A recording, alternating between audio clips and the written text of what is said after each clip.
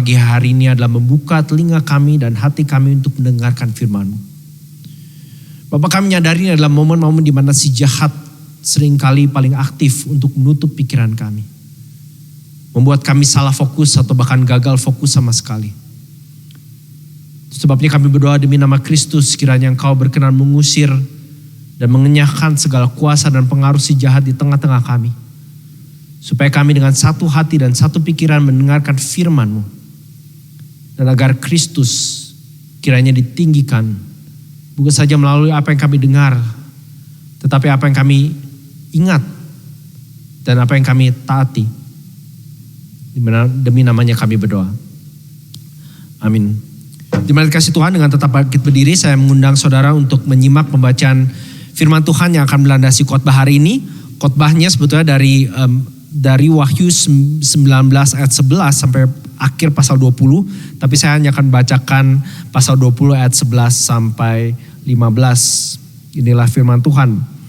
Lalu aku melihat suatu tahta putih yang besar dan Dia yang duduk di atasnya. Dari hadapannya lenyaplah bumi dan langit dan tidak ditemukan lagi tempatnya. Dan aku melihat orang-orang mati, besar dan kecil, berdiri di depan tahta itu. Lalu dibuka semua kitab dan dibuka juga sebuah kitab yang lain, yaitu kitab kehidupan. Dan orang-orang mati dihakimi menurut perbuatan mereka berdasarkan apa yang ada tertulis di dalam kitab-kitab itu. Maka laut menyerahkan orang-orang mati yang ada di dalamnya, dan maut dan kerajaan maut menyerahkan orang-orang mati yang ada di dalamnya. Dan mereka dihakimi masing-masing menurut perbuatannya. Lalu maut dan kerajaan maut itu dilemparkanlah ke dalam lautan api. Itulah kematian yang kedua, lautan api. Dan setiap orang yang tidak ditemukan namanya tertulis di dalam kitab kehidupan itu, ia dilemparkan ke dalam lautan api itu. Silakan duduk saudara sekalian. Berbahagialah bukan saja kita mendengarkan dan membaca firman kehidupan ini, tetapi juga yang mentaatinya serta mencamkannya dalam hidupnya. Kiranya Allah Roh Kudus sendiri berkenan mengukirkan firman yang hidup di dalam hati saudara dan saya pada pagi hari ini. Saudara, tahun 2015 bulan Desember terjadi penyerangan teroris di sebuah kota di California. 14 orang meninggal, 22 luka berat. Pelakunya seperti biasa tertembak mati di dalam baku tembak dengan pihak kepolisian. Pada saat itu Presiden Amerika Barack Obama mengatakan bahwa sehubungan dengan perang melawan terorisme, USA is on the right side of history. Negara Amerika ada di sisi yang benar dari sejarah. Sisi yang benar dari sejarah. Baru-baru ini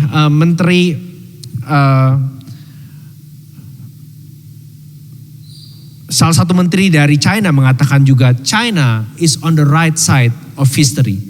China juga ada di sisi benar dari sejarah, khususnya sehubungan dengan pendirian mereka dalam perang Rusia melawan Ukraina. Saudara, entah itu politik global ataupun politik nasional, khususnya di Indonesia kita sebentar lagi akan menyebut pemilu dalam 2 tahun ke depan. Kita semua mau ada on the right side of history. Di sisi yang benar dari sejarah. Dalam level personal kita memastikan bahwa kita tidak membuat keputusan yang nantinya kita sesali, bukan? Kita tidak mau nanti memutuskan pasangan hidup, pekerjaan atau bidang studi yang nantinya akan menempatkan kita di sisi yang salah dari sejarah. Walaupun itu hanya sejarah hidup kita. Tapi saudara, apa sih artinya menjadi di bagian sisi yang benar dari sejarah? What does it mean to be on the right side of history? Atau apa artinya menjadi on the wrong side of history? Dan bagaimana kita tahu bahwa jalan hidup yang sekarang kita tempuh, pilihan hidup yang sekarang kita sedang lalui, hari demi hari yang kita sedang jalani, bulan demi bulan, tahun demi tahun sedang kita lalui, ada di jalur yang tidak akan kita sesali. Saudara, big idea dari khotbah hari ini ada di slide, bahwa kasih dan keadilan Allah di dalam Kristus menjamin bahwa mereka yang setia melayani Dia tidak akan menyesal pada akhirnya. God's love and justice in Jesus Christ guarantees that those who serve Him faithfully will not regret it at the end. Kalau habis ini saudara tidur gak apa-apa. Asal saudara ingat kalimat ini, saya udah happy saudara. Oke, tapi kalau saudara mau stay, mau dengar penjelasannya, kita recap sedikit seperti biasa gitu ya. So di slide berikutnya seperti biasa, saya tahu berapa dari saudara udah lihat ini selama 5 atau 6 khotbah berturut-turut, tapi ada gunanya untuk kita mengingat kembali bahwa kita perlu memahami gaya bercerita atau gaya penulisan kitab Wahyu untuk mengerti pesannya. Dan saya mengambil posisi bahwa kebanyakan yang Yohanes tulis, walaupun dia menerima penglihatannya, tapi dia menyampaikannya pada kita secara simbolis. Kita pakai sebetulnya bahasa simbol secara umum, bukan buat saudara-saudara yang senang misalnya nonton bola, terus ditanya sama gimana tim lu, terus kita wah parah tim gua dibantai. Dan saudara tahu itu bukan soal tim lawan bawa parang, bawa golok dan terus menyayat habis-habisan tim lain, tapi artinya kalahnya gila-gilaan gitu ya, 7-0 misalnya gitu ya, atau 12-0 misalnya. Oke, dan ini bahasa simbol yang sebetulnya rutin kita pakai. Nah saudara, kita sudah melihat di bagian kita lihat hari ini, kita akan melihat bahwa konflik yang sudah dimulai di Taman Eden. Konflik antara Allah dan si jahat. Yang menyebabkan berbagai penderitaan dan kejahatan di dalam dunia kita akan diakhiri. Dan kalau saudara menyimak khotbah selama ini atau menyimak apa yang penglihatan yang Yohanes terima dan sampaikan pada kita sudah melihat sepertinya perlahan-lahan kita diberikan satu gambar tapi dari beberapa angle ya, sama seperti sisi kamera gitu. Kadang ada angle sini, ada angle situ gitu ya. Dan kita sudah melihat bukan bahwa semua mereka yang melawan Tuhan, mereka melawan Allah yang sejati akan dihancurkan. Di pasal 17 kita melihat si pelacur besar dibinasakan. Di pasal 18 kita melihat Babel atau segala kerajaan pemerintahan yang melawan Allah dibinasakan. Dan sekarang hari ini kita melihat apa yang disebut dengan the unholy trinity, Tritunggal yang tidak suci gitu ya. Lawan dari lagu yang tadi kita nyanyikan di awal ya, holy holy holy, ini kebalikannya. Apa Tritunggal yang tidak suci? Sidaga, binatang buas dan nabi palsu. Bicara tentang setan, pemerintahan yang melawan Allah, dan orang-orang yang mempropagandakan atau yang mempromosikan ajaran-ajaran yang bertentangan dengan Kristus dan Injilnya, semuanya juga akan dibinasakan, termasuk orang-orang yang mengikuti mereka. Termasuk orang-orang yang memuja mereka. Termasuk orang-orang yang orientasi hidupnya mengikuti cara berpikir mereka, yang di dalam kitab Wahyu seringkali disebut dengan earth dwellers. Ingat ya, para penghuni bumi. Yang berbicara tentang orang yang pikirannya, mimpi-mimpinya, tujuan hidupnya hanya berorientasi pada apa yang mereka bisa dapatkan di dunia ini. Dan sekali lagi di pasal 19 ini saya percaya kita melihat sudut pandang yang lain dari event yang sama, di mana Allah menjatuhkan penghakimannya atas musuh-musuhnya dan menunjukkan yang kita lihat di situ ya, final victory, kemenangan final dari Yesus dan umatnya. Saudara, kita perlu ingat bahwa di dalam Alkitab, khususnya di kitab Wahyu, sejarah tidak pernah digambarkan sebagai evolusi. Di budaya kita atau cara berpikir modern sering menganggap sejarah itu sebagai evolusi. Apalagi sekarang dengan teknologi dipakai di mana-mana, maka kita berasumsi bahwa things will only get better. Ya. Seperti di film Iron Man, you can do anything with technology katanya gitu ya, kata Howard Stark katanya. Tapi sejarah itu bukan evolusi dari bad, better, good, best gitu ya. Tapi sejarah juga bukan sesuatu yang dikontrol atau dikuasai oleh keputusan atau opini mayoritas. Kita kebanyakan tahu bahwa pendapat dan opini mayoritas tidak selalu benar. Bahkan kita harus akui, makin kesini pendapat dan keputusan dan budaya mayoritas kita semakin menyimpang, semakin menyeleweng, bahkan secara umum membangkang total dari apa yang Allah inginkan, dari apa yang Allah ajarkan. Tetapi Alkitab dan khususnya kitab Wahyu mengajarkan bahwa sejarah kita ada di bawah kuasa dan kontrol Allah yang penuh kasih dan penuh kuasa. Allah punya kontrol full atas sejarah itu. Itu sebabnya kalau saudara lihat di charts itu, saya sengaja menempatkan Yesus top di atas. Artinya tidak ada satu event, tidak ada satu peristiwa, tidak ada satu keputusan entah dari pimpinan yang paling tinggi, entah itu dibuat oleh the most powerful man on earth yang katanya presiden Amerika, atau yang dibuat oleh pimpinan yang paling rendah, seorang ibu rumah tangga misalnya, yang tidak berada di bawah kontrol, kuasa dan pengaturan Yesus.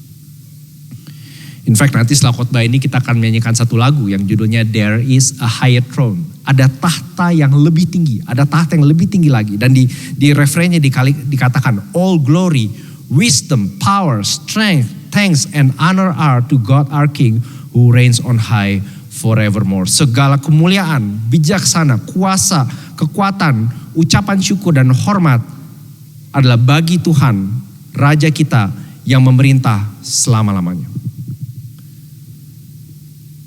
Saudara, saya berharap setiap dari kita pulang dari khotbah ini menjadi orang-orang yang ada on the right side of history. Tapi bukan bicara soal partai politik, bukan bicara soal pekerjaan saudara pilih, bukan bicara soal studi yang saudara ambil, bahkan bukan bicara primarily soal pasangan hidup saudara. Tapi ada 3 poin dari khotbah ini. Saudara lihat di slide berikutnya. Apa artinya melayani Yesus secara setia? Apa artinya menjalankan hidup tanpa penyesalan? Ada 3 hal dan ketiga ini saudara akan menemukan berkaitan satu sama lain. Yang pertama, kita berbagian dalam kemenangan Yesus. We take part, we share in Jesus' victory. Yang kedua, kita berbagian dalam pemerintahan Yesus. We share in Jesus' reign or Jesus' kingship. Dan yang ketiga, kita berbagian dalam upah Yesus atau we share in Jesus' reward. Saya berharap saudara sebagai gereja Tuhan di tengah-tengah dunia yang semakin berbalik setia kepada Tuhan, kita justru semakin setia mengasihi, mengenal, dan melayani Dia. Oke, mari kita lihat yang pertama. Melayani Yesus secara setia artinya berbagian dalam kemenangan Yesus. Saya akan bacakan kalau saudara bawa kitab, saya undang saudara buka atau ada di slide. Pasal 19 kita lihat ayat 11. Lalu aku, ini adalah Yohanes, melihat surga terbuka. Sesungguhnya ada seekor kuda putih dan ia yang menungganginya bernama Yang Setia dan Yang Benar. Ia menghakimi dan berperang dengan adil. Dan matanya bagaikan nyala api dan di atas kepalanya terdapat banyak mahkota dan padanya ada tertulis suatu nama yang tidak diketahui seorang pun kecuali ia sendiri. Dan ia memakai jubah yang telah dicelup dalam darah dan namanya ialah firman Allah. Saudara, tanpa diragukan lagi, di sini Yohanes berbicara tentang Yesus Kristus. Di sini dia berbicara tentang Yesus Kristus yang datang kedua kali dan menjatuhkan penghukuman dan penghakiman atas musuh-musuhnya. Tetapi yang menarik di sini Yesus digambarkan hanya dalam 3 ayat dengan begitu banyak bahasa atau gambar yang menarik. Di situ dikatakan dia mengenakan kuda putih, menggambarkan kemenangan final. Dia disebut namanya faithful and true. Kalau saudara lihat di salah satu surat kepada ke-7 gereja, Yesus disebut sebagai saksi yang setia dan benar. Dan di sini dia menjadi hakim yang setia dan benar. Dia menghakimi dan berperang dengan adil. Ayat 12, matanya bagaikan nyala api. Artinya dia punya otoritas tertinggi untuk menjatuhkan penghakiman atas segala orang dan segala sesuatu. Seperti kita lihat di pasal 2 dan 3, bukan dia berjalan di tengah-tengah di antara gerejanya, menyelidiki, menilik, memperhatikan, menilai. Bagaikan nyala api, di atas kepalanya terdapat banyak mahkota. Kalau saudara mengikuti khotbah ini atau baca Wahyu terakhir, kapan kita mendengar banyak mahkota? Tidak layak banyak mahkota itu ada di kepala si binatang buas, si naga bukan? Yang seperti kita tahu, selama ini selalu melakukan counterfeit, menjiplak ya. KW-nya Yesus bisa dibilang ya. Itu sebabnya bahkan seperti kita lihat ya, angka 666 itu bukan bicara soal tokoh tertentu, tapi bicara soal bagaimana si jahat selalu berusaha menjiplak apa yang Yesus lakukan. Tetapi sekarang banyak mahkota itu ada di kepalanya. Dialah yang empunya segala hormat, puji dan kuasa. Dan padanya tertulis suatu nama yang tidak diketahui seorang pun. Ada banyak perbincangan soal ini, tapi kemungkinan besar yang dimaksud adalah ini. Sedalam-dalamnya kita mengenal Tuhan. Sedalam-dalamnya kita belajar tentang Tuhan. Sedalam-dalamnya kita mengupas ayat demi ayat kebenaran tentang Tuhan. Kita tidak akan pernah bisa mengetahui Tuhan secara sepenuhnya. Saya menemukan hampir kebanyakan buku yang saya baca, entah itu buku yang mengupas ayat Alkitab atau buku teologi, biasanya kalau penulisnya adalah penulis yang baik, dia akan mengatakan something yang kira-kira seperti ini. Semakin dalam saya mengenal, misalnya mendalami doktrin Tritunggal, Atau semakin dalam saya berusaha mendalami tentang kemuliaan Kristus. Atau semakin dalam saya berusaha mendalami misteri tentang pekerjaan Roh Kudus. Maka semakin saya menyadari bahwa saya masih perlu banyak belajar. Saya belum mengenal apa-apa. Dan itu menurut saya saudara adalah salah satu dari keindahan iman Kristen. Di satu pihak ada pengenalan buat kita merasa semakin dekat, mengenal, mengagumi dia. Tetapi di pihak lain semakin dalam kita masuk ke dalamnya. Semakin kita sadar yang kita tahu selama ini hanyalah satu sendok teh dari seluruh lautan luas yang tidak mungkin kita bisa selami. Ya itu maksudnya di sini. Yohanes cuma pakai 3 kata, saya tadi pakai 15 kalimat mungkin ya. Tertulis satu nama yang tidak diketahui seorang pun kecuali dia sendiri. Jangan lupa, dia tetap adalah Tuhan. Kita bukan Tuhan.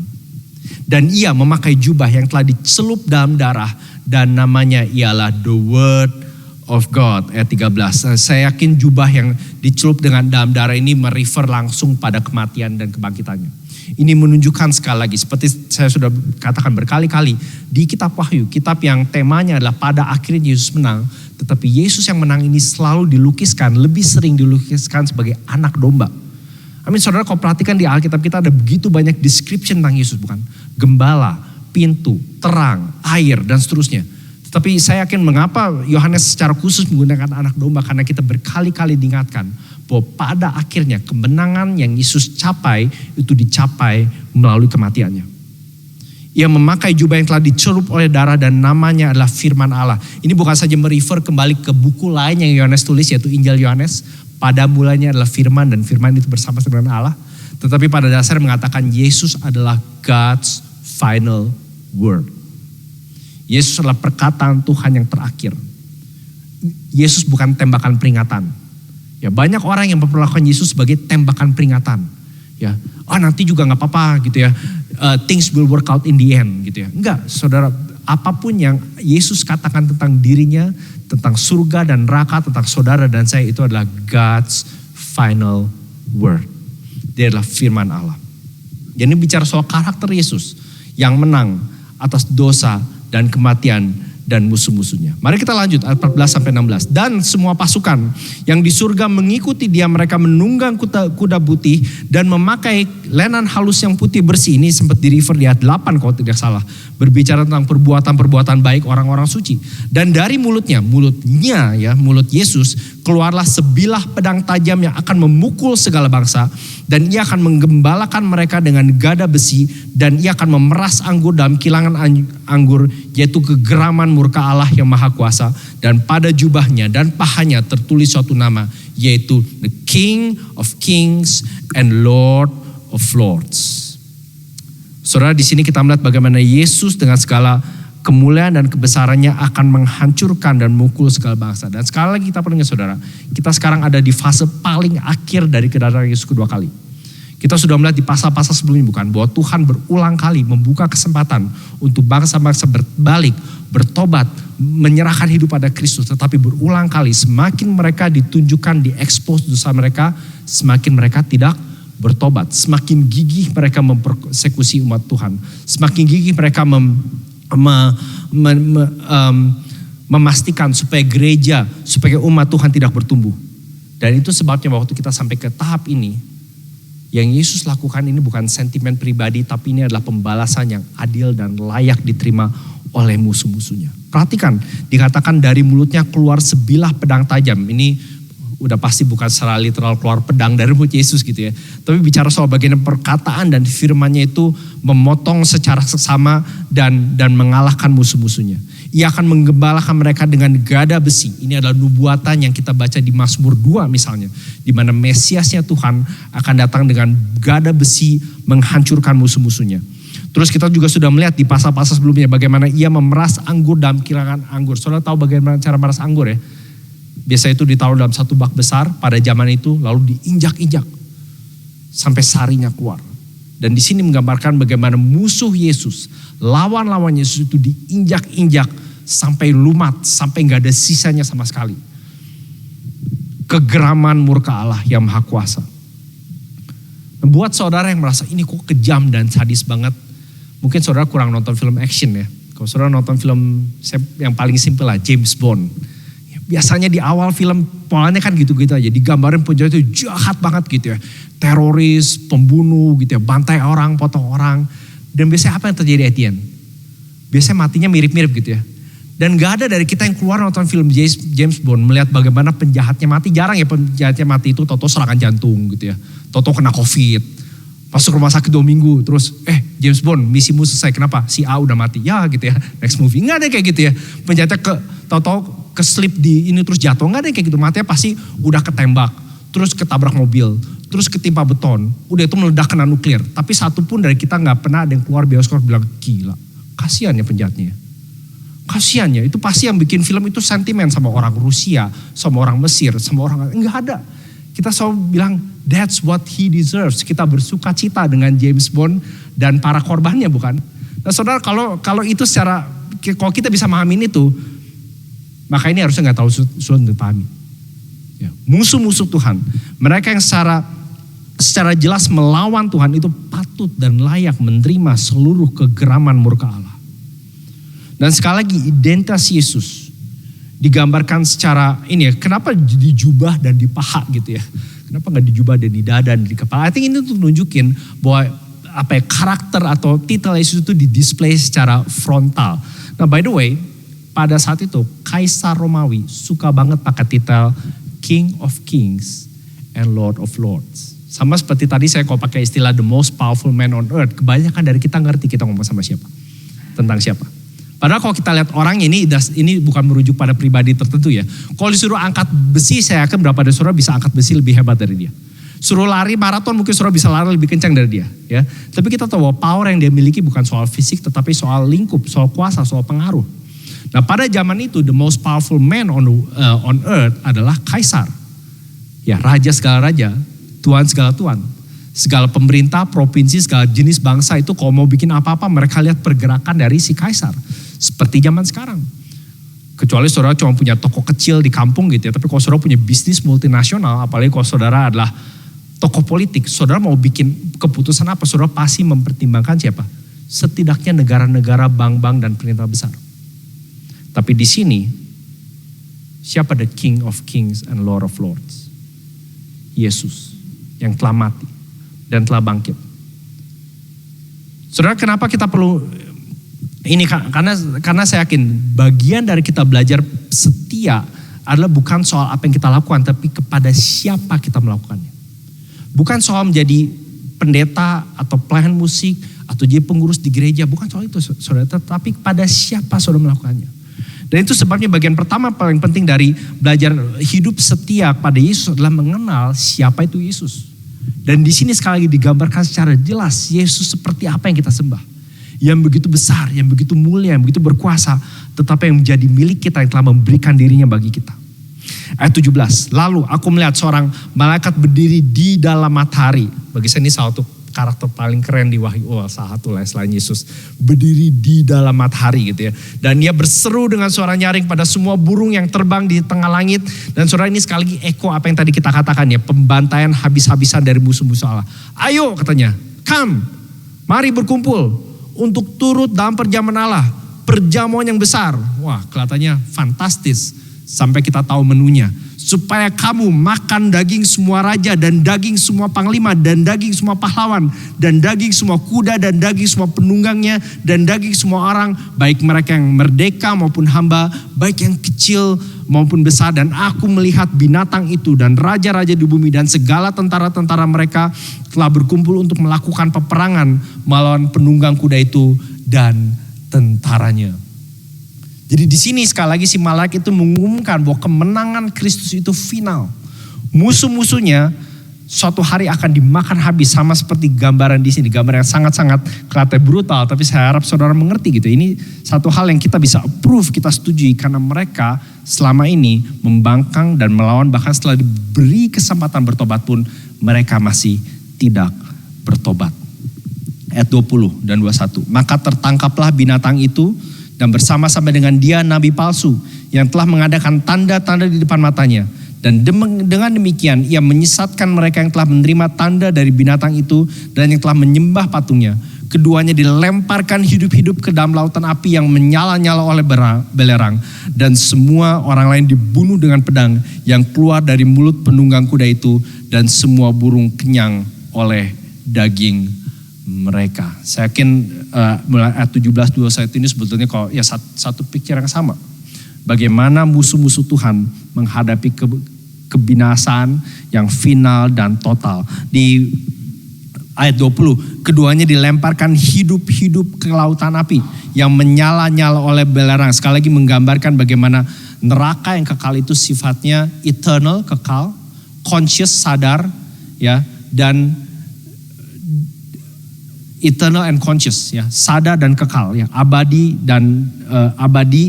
dan sadar. Orang yang mengalami penderitaan di neraka, apapun bentuknya itu, adalah penderitaan yang selama-lamanya, yang tidak henti-hentinya. Dan ini sekali lagi dikontraskan, saudara, dengan kemenangan yang dimiliki oleh orang-orang yang setia kepada Kristus. Jadi yang pertama, kita berbagian dalam kemenangan Yesus. Yang kedua, kita juga berbagian dalam pemerintahan Yesus. Ayat pasal 20. Lalu aku melihat seorang malaikat turun dari surga memegang anak kunci jurang maut dan satu rantai besar di tangannya. Ia menangkap naga si ular tua itu, yaitu iblis atau Satan, dan ia mengikatnya 1000 tahun lamanya, lalu melemparkannya ke dalam jurang maut dan menutup jurang maut itu dan memeteraikannya di atasnya, supaya ia jangan lagi menyesatkan bangsa-bangsa sebelum berakhir masa 1000 tahun itu. Kemudian daripada itu ia akan dilepaskan untuk sedikit waktu lamanya. Saya akan lanjutkan baca ayat 4. Lalu aku melihat tahta-tahta dan orang-orang yang duduk di atasnya, kepada mereka diserahkan kuasa untuk menghakimi. Aku juga melihat jiwa-jiwa mereka yang telah dipenggal kepalanya oleh kesaksian tentang Yesus dan karena firman Allah, yang tidak menyembah binatang itu dan patungnya, dan yang tidak juga menerima tandanya pada dahi dan tangan mereka, dan mereka hidup kembali dan memerintah sebagai raja bersama dengan Kristus untuk 1000 tahun. Tetapi orang-orang mati yang lain tidak bangkit sebelum berakhir masa yang 1000 tahun itu. Inilah kebangkitan yang pertama. Nah, saya nggak tahu berapa dari saudara yang menanti-nantikan khotbah Wahyu untuk sebagian ini. Ya, kalau saudara yang pernah dengar istilah kerajaan 1000 tahun, premillennialism, postmillennialism, amillennialism, nah ini bagiannya. Dan by the way, kalau saudara udah menyimak Wahyu selama ini, 6 ayat ini adalah satu-satunya bagian di seluruh Alkitab yang berbicara tentang kerajaan 1000 tahun. Oke, jadi saya harap saudara ngerti proporsinya. Oke, now saya akan bacakan dulu ayat ke-6 yang harusnya juga ada di slide. Berbahagialah dan kuduslah ia yang mendapat bagian dalam kebangkitan pertama itu. Kematian yang kedua tidak berkuasa lagi atas mereka, tetapi mereka akan menjadi imam-imam Allah dan Kristus, dan mereka akan memerintah sebagai raja bersama-sama dengan dia 1000 tahun lamanya. Nah, saya rasa nggak ada salahnya untuk menunjukkan, kalau saudara di slide, setidaknya 3 major view. Nah ini di dalam 3 major view ini ada view lain, ada variannya kalau boleh dibilang gitu ya. Nah saudara, saya sengaja dalam seri khotbah ini tidak banyak membicarakan soal view yang lain. Wahyu itu termasuk memang salah satu buku yang paling sulit untuk ditafsirkan. Tapi di satu pihak juga satu buku yang paling simple. Kenapa? Karena big idea-nya sebetulnya quite clear. Oke, big idea tentang Yesus akan datang kembali dan menghakimi dan seterusnya, dan musuh-musuh akan dikalahkan, itu hampir semua penafsir, termasuk mereka punya view bertolak belakang, hampir semuanya setuju. Nah, saya akan berikan satu saja contoh di khotbah hari ini untuk menunjukkan serumit apa. Ya, saya harap ini membantu saudara untuk mengapresiasi bukan khotbah saya, tapi orang-orang yang selama ribuan tahun mencoba memahami kitab ini. Nah, di 6 ayat Wahyu pasal 20 muncul kemudian 3 view yang berlainan. Ini secara umum sekali ya, kita nggak ada waktu karena ini bukan seminar. Yang pertama disebut dengan premillennialism. Nah, yang mereka percaya, kalau saudara perhatikan di situ, ada kedatangan Yesus pertama, lalu ada kedatangan Yesus yang kedua, dan waktu dia datang kedua kali, dia akan mendirikan kerajaan 1000 tahun. Nah, ada yang percaya kerajaan 1000 tahun ini literal. Jadi misalnya Yesus datang tahun ini 2022, kerajaan itu akan selesai sampai 3022. Oke, cukup clear ya. Dimana kemudian setelah 3022 final judgment. Itu premill. Nah ini totally oversimplification ya. Kalau saudara ngerasa kok cuman gitu doang ya, that's it gitu ya. Saya gak bakal jelasin lebih banyak. Yang kedua adalah post-millennialism. Ini varian lain. Pada dasarnya Yesus datang pertama kali ya. Lalu akan ada 1000 tahun di mana ia memerintah di dunia ini. Lalu dia datang kedua kali disebut post karena datang setelah 1000 tahun ya. Post, ya baru setelah itu final judgment. Oke, jadi ada yang kerajaan Yesus datang kedua kali itu sebelum kerajaan 1000 tahun. Yesus datang kedua kali setelah kerajaan 1000 tahun. Nah yang terakhir, nah ini namanya agak unfortunate karena begitu pakai amillennial kita langsung berpikir sepertinya tidak ada. Tetapi yang dimaksud tidak ada bukannya nggak percaya ada kerajaan 1000 tahun, tetapi paham amillennial berpendapat bahwa kerajaan 1000 tahun itu adalah simbol. Seperti tadi saya bilang, kerajaan 1000 tahun hanya muncul di 6 ayat dan hanya di buku ini dibandingkan seluruh Alkitab. Jadi kita harus hati-hati, nggak over understand gitu ya. Nah, kalau saudara mau tahu, saya buka kartu aja. Ini view saya, amillennialism. Ya, saya yakin view paling benar gitu ya. Saudara nggak pilih lain. Nggak apa-apa, saudara mau protes boleh. Saya dulu punya view yang paling atas pre-mill, tapi kita bisa bicara lain hari lagi. Tapi intinya yang amillennialism katakan adalah 1000 tahun itu adalah simbol kehadiran dan kemenangan atau pelayanan gereja sepanjang sejarah. Jadi bisa dibilang kita sebetulnya sekarang sudah ada dalam kerajaan 1000 tahun. Kenapa pakai istilah 1000? Karena menunjukkan kerajaan yang gak ada habisnya. Dan saya yakin angka 1000 itu bukan kebetulan. Nah saya gak percaya view yang bilang, karena satu tahun di hadapan Tuhan sama dengan 1000 tahun dan seterusnya. Itu bukan matematikanya, bukan kayak gitu saudara ya. Tapi pada dasarnya bicara soal kerajaan yang gak bisa dikalahkan. Kebanyakan kerajaan yang kita tahu sepanjang sejarah biasanya bertahan berapa? 100, 200 tahun gitu, 300. Ini 1000 tahun bicara pada dasarnya nggak bisa dikalahkan. Oke. Dan juga bukan bicara soal kerajaan yang kelihatan ada menaranya, ada presidennya, ada fotonya. Ya, kerajaan yang sudah kita lihat di poin pertama bukan, yang dimenangkan oleh kematian Kristus di atas kayu salib. Nah, di akhir masa itu baru Yesus datang kedua kali dan final judgment. Nah, saudara kalau lihat chart ini saja, persamaannya banyak ya. Ketiga view ini sama-sama mengakui bahwa Yesus sudah datang pertama kali. Ketiga view ini juga mengatakan bahwa Yesus akan datang kedua kali walaupun when-nya itu tidak pasti. Ketiga view ini juga mengakui bahwa one day bakal ada final judgment. Oke? Jadi detailnya bukan saya bilang detailnya gak penting. Detail yang mereka perdebatkan itu tidak memungkiri kebenaran bahwa hal-hal yang penting itu tetap in place. Jadi dan ini hal-hal yang bukan saya dinyatakan kitab Wahyu, tapi kalau kita kombinasikan seluruh Alkitab.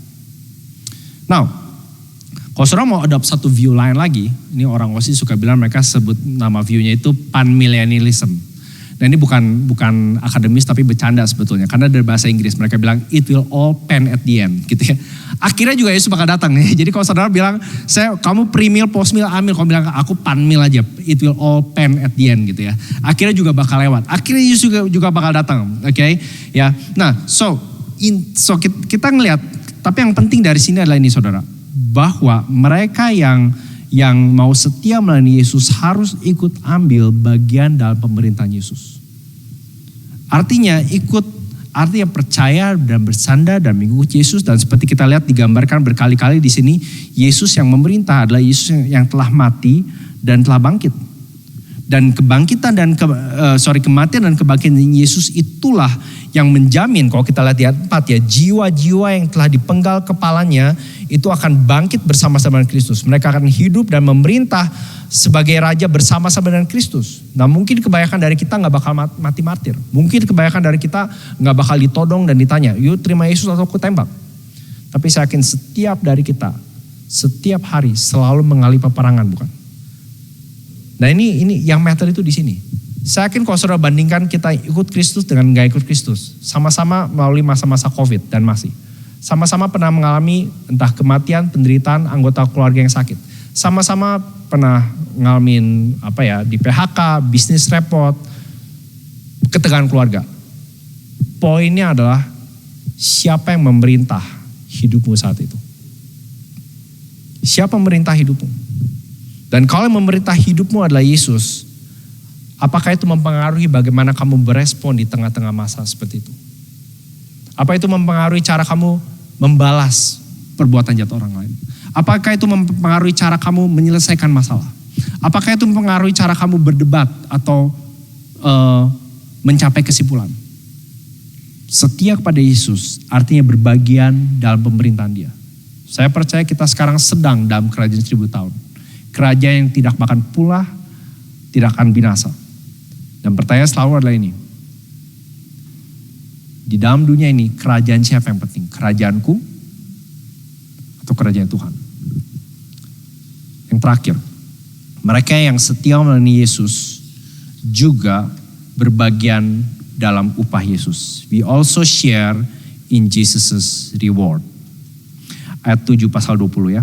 Dan setelah masa 1000 tahun itu berakhir, iblis akan dilepaskan dari penjaranya dan ia akan pergi menyesatkan bangsa-bangsa pada keempat penjuru bumi yaitu Gog dan Magog dan mengumpulkan mereka untuk berperang dan jumlah mereka sama dengan banyaknya pasir laut. Maka naiklah mereka ke seluruh dataran bumi, lalu mengepung perkemahan orang-orang kudus dan kota yang dikasihi itu.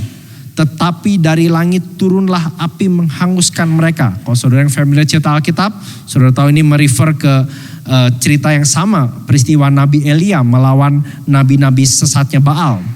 Dan iblis yang menyesatkan mereka dilemparkan ke dalam lautan api dan belerang, yaitu tempat binatang dan nabi palsu itu, dan mereka disiksa siang malam sampai selama-lamanya. Sekali lagi, eternal and conscious, kekal dan sadar. Nah saudara, seperti saya sudah sebutkan berkali-kali ya, Gog dan Magog, dan ini semua lebih bicara soal simbolisme, dan sekali lagi menunjukkan bahwa semakin zaman berjalan, oposisi, serangan dan permusuhan terhadap umat Tuhan akan menjadi semakin intens, semakin besar. Kalau saudara melihat hal-hal yang pemerintah khususnya unfortunately di dunia barat berusaha serang kepada gereja, kepada umat Tuhan, itu sangat-sangat mengerikan. Dan gereja seringkali hampir tidak berdaya karena tidak mempunyai tempat lagi, tidak punya suara lagi di masyarakat. Dan ini mungkin salah satu bentuk gambarannya. Tetapi saudara perhatikan bahwa kehancuran mereka itu datang bukan karena orang Kristen mendominasi politik. Bukan karena kita punya presiden atau perdana menteri yang Kristen. Bukan karena jumlah orang Kristen meningkat dan jumlah agama lain menutup. Bukan soal jumlah saudara. Berulang kali, dan saya pernah sebutin ini di salah satu gospel talk bukan.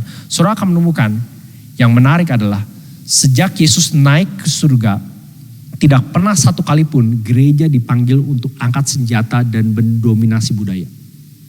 Tidak, bahkan tempat di mana gereja atau kekristenan seringkali mendominasi budaya menjadi culture, itu justru adalah tempat di mana kekristenan biasanya perlahan-perlahan mati. Nanti di kelas katekisasi saya akan jelaskan apa yang seringkali disebut 3 generasi. Biasanya generasi yang pertama itu percaya dan menghidupi Injil, dan mereka percaya sebagai orang Kristen ada dampak sosialnya yang bisa datang ke gereja, berbuat amal melayani masyarakat. Generasi kedua yang mewariskan adalah generasi yang cenderung mereka menerima dari gereja pertama, tapi mereka mengasumsikan bahwa mereka percaya Injil. Mereka mengasumsikan bahwa mereka Kristen. Mereka mengasumsikan bahwa kita good. Tetapi mereka juga masih memegang, karena kita Kristen maka kita perlu ke gereja, mengasihi orang lain dan punya dampak bagi sesama. Generasi ketiga ada generasi yang pada dasar mengabaikan Injil sama sekali. Dan hanya berpegang pada dampak sosialnya. Hidup harus sopan, harus santun, berintegritas. Tapi problemnya adalah mereka menjadi generasi yang berpikir bahwa mereka bisa hidup moral tanpa Yesus. Saya kayak sempat sebutin di khotbah minggu lalu, bukan? Kalau setan menguasai satu kota, kota itu akan begitu santun, teratur, terorganisasi, aman, dan gereja akan penuh. Tetapi Yesus tidak dikhotbahkan. Nah itu terjadi di sini. Itu yang terjadi di zaman kita hari ini. Dan si iblis yang menyesatkan mereka, di situ katakan ya, yang buat mereka berpikir bahwa mereka bisa hidup benar tanpa Tuhan, itu dilemparkan ke lautan api dan belerang. Dan ini harusnya jadi warning bagi kita semua saudara. Kalau kita belum mengikut dan percaya Yesus, perhatikan, inilah upah yang Yesus berikan pada musuh-musuhnya. Ayat 11, lalu aku melihat suatu tahta putih yang besar dan Dia yang duduk di atasnya. Dari hadapannya lenyaplah bumi dan langit tidak ditemukan lagi tempatnya. Dan aku melihat orang mati besar dan kecil. Ini by the way bukan soal umur di atas 18 dan di bawah 18. Ini bicara soal status ya. Jadi entah mereka yang punya punya jutaan follower di Instagram, atau bahkan mereka yang gaptek sama sekali, ya, nggak tahu namanya HP. Artinya bicara soal berbagai macam status sosial dan budaya kekayaan besar dan kecil berdiri di hadapan tahta itu, lalu dibuka semua kitab. Dan dibuka juga sebuah kitab yang lain, yaitu kitab kehidupan. Dan orang-orang mati dihakimi menurut perbuatan mereka berdasarkan apa yang tertulis dalam kitab-kitab itu. Saudara, satu hari nanti akan tiba waktunya di mana setiap dari kita, saudara dan saya, akan berhadapan di tahta itu dan kitab akan dibuka. Kitab pada zaman itu bicara soal permanent record. Ya, hal-hal yang kita lakukan, entah orang tahu atau tidak tahu, private atau public. Kita mau, bahkan yang kita sudah lupa sekalipun, yang kita udah gak ingat kita lakukan kapan, yang salah dia atau aku, kita gak tahu, itu akan dibuka semuanya, perfect record, dan akan dibuka di hadapan Tuhan, dan setiap manusia akan dihakimi. Dan di sini secara khusus digambarkan upah terhadap mereka yang bangkang melawan Tuhan. Lihat ayat 13. Maka laut menyerahkan orang-orang mati yang ada di dalamnya. Dan maut dan kerajaan maut menyerahkan orang-orang mati yang ada di dalamnya. Dan mereka dihakimi, perhatikan, masing-masing menurut perbuatannya. You will get what you deserve. Setiap manusia akan mendapatkan apa yang mereka pantas dan patut terima. Lalu maut dan kerajaan maut itu dilemparkan ke dalam lautan api. Itulah kematian yang kedua, lautan api. Dan setiap orang, perhatikan, yang tidak ditemukan namanya tertulis dalam kitab kehidupan itu, ia dilemparkan ke lautan api itu. Maka saudara, bicara soal kekristenan bukan soal apakah KTP kita Kristen, keluarga kita Kristen, apa kita ke pelayanan, apa kita ke gerejanya yang teologi reform atau injili atau apa gitu ya. Tapi bicara soal apakah nama kita ada dalam kitab kehidupan. Dan kita tahu bahwa the only way nama kita bisa dicatat atau ada dalam kitab kehidupan itu adalah melalui Kristus Tuhan kita. Itu sebabnya agama yang sejati itu bentuknya bukan apa yang kita lakukan, bukan soal apakah kita mau terima Tuhan, tapi bagaimana Tuhan bisa terima kita. Bukan apa yang kita mau lakukan bagi Tuhan, tapi apa yang Tuhan sudah lakukan untuk kita. Saudara, sekali lagi bicara soal melayani Tuhan, bukan soal banyak yang kita lakukan, bukan soal jumlah, bukan soal bahkan peran resmi di gereja atau di pelayanan Kristen lainnya, tetapi siapa Tuhanmu. Saudara bisa ibu rumah tangga, saudara bisa jadi pelaku bisnis, saudara bisa jadi seorang karyawan atau pekerja, atau bahkan pelayan di gereja. Tetapi kalau Tuhan dan Juru Selamatmu bukan Yesus Kristus, namamu tidak ada di dalam kitab kehidupan. Jadi apa artinya melayani Yesus secara setia? Kita berbagian dalam kemenangan Yesus, dalam pemerintahan Yesus, dalam upah Yesus. Kasih dan keadilan Allah lah dalam Kristus yang menjamin saudara dan saya, ya, atau menjamin bahwa mereka yang setia melayani Dia tidak akan menyesal pada akhirnya. Saya akan tutup slide terakhir. Mereka yang setia melayani Kristus akan mendapatkan akhir yang tanpa penyesalan. Those who serve Christ faithfully will find an end without regret. Saudara, beberapa minggu yang lalu saya menghadiri pemakaman salah seorang om, saya sebutnya om karena usianya sedekat dengan papa saya. Om yang saudara tidak akan menemukan namanya di buku teologi, di jurnal, atau bahkan di grup-grup Kristen. Tapi kami mengenal om itu sebagai orang yang mencintai Tuhan, yang mengasihi Tuhan, dan yang meninggalkan warisan iman yang sangat besar kepada anak-anaknya, bahkan sampai cucunya. Waktu hari pemakaman itu anaknya dan cucunya, mereka tentu bisa mempamerkan ya prestasi, kehebatan, apa yang om ukir dalam karirnya yang juga cukup baik sebetulnya. Tapi berulang kali saya menemukan yang mereka tekankan berkali-kali adalah bahwa pada akhirnya yang membuat kematian papi itu berharga bukan karena hal ini, tetapi karena dia sudah menaruh iman dan percaya pada Kristus.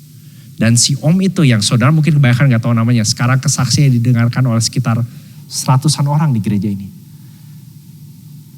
Akhir yang tanpa penyesalan. Tetapi mereka yang menolak melayani Yesus, yang menolak melayani Kristus akan mendapatkan penyesalan yang tidak berakhir. Let's pray.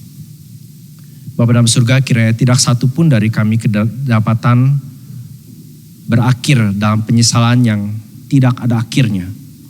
Tapi biarlah kami, setiap dari kami kedapatan setia melayani Kristus, setia belajar mengenal dan mencintai Dia. Karena kami tahu bahwa hanya kematian dan kebangkitannya lah, hanya penebusannya yang dia lakukan on our behalf, menjamin bahwa kami akan mendapatkan akhir yang tanpa penyesalan. Demi nama Tuhan Yesus kami berdoa. Amin.